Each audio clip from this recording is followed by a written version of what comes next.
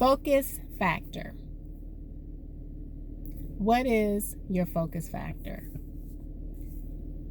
The first step in determining what your focus factor is determining who you really are. If you don't really know yourself or what you want out of life, what your goals are, what you want to accomplish 3 weeks from now, 3 years from now, it's going to be difficult to determine what your focus factor is. So the first step is to sit down and really think about who you are. And a lot of times, it's easy to determine what that is by going back to your childhood. There's an age at a point where you knew exactly who you were. And from there, external forces cause you to change, cause you to lose direction, cause you to forget who you really are. They say that age is 9.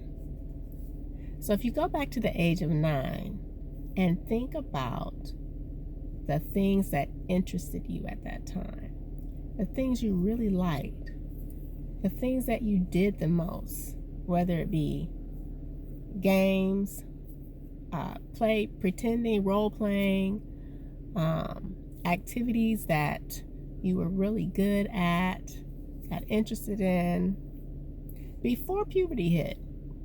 When puberty hit and those hormones started raging and you started thinking about other things, the opposite sex, growing up, being an adult, you got distracted. And so it's time to go back. And it's not about becoming a child again, but at the same time it is, because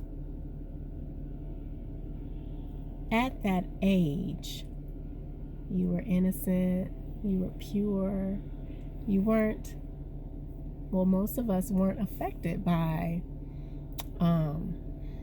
the stress of life. I'm sure there are some exceptions, depending on what type of home or environment you grew up in. But for the most part, there were things, factors in our lives at that age that really showed us who we were. And when I think back on it myself, personally, I used to love role-playing as a teacher.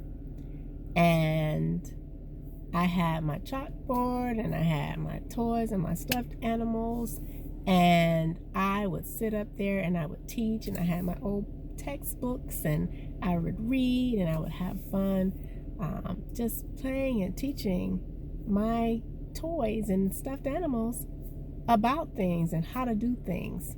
And now when I look back at that, it's kind of funny because I never really, after growing up, never really thought I'd be good as a teacher, because I don't know, something happened and I became a little bit more introverted and didn't really want to be in the front and be in the spotlight and just be there in front of groups.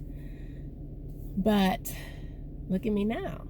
I am on video, I do live videos, and I actually like teaching people things, telling people about things, showing people how to do things, educating, mentoring, and just sharing my knowledge about the things that I've learned.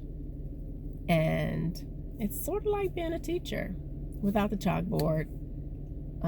But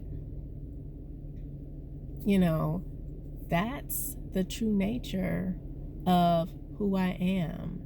And it's, things are turning around and it's starting to come out. So you use that example and you think about your life and you think about what things really played an important role at that age, at age 9, and think about what you're doing today. Do they match?